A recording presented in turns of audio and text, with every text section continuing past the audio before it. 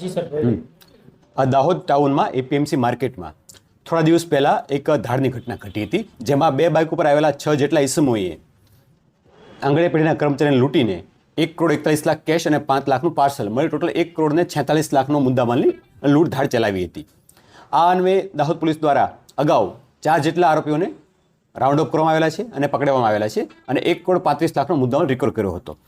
બાકી રહેલા આરોપીઓને શોધવા માટે દાહોદ પોલીસની વિવિધ ટીમો કાર્યરત હતી. એ દરમિયાન મળેલી માહિતીના આધારે બાકી રહેલા 3 આરોપીઓ, જેઓના નામ છે જિગ્નેશ હઠીલા, મંડાવો, અવિશાલ પલાસ, મોટી ખરજ અને અર્જુન આંબલિયાર, છાપરી વિસ્તાર, આ 3 આરોપીને પકડી પાડવામાં આવ્યા છે અને બાકી રહેલો જે મુદ્દામાલ છે 11 લાખનો, એ પણ સંપૂર્ણપણે 100% રિકવર કરવામાં આવ્યો છે.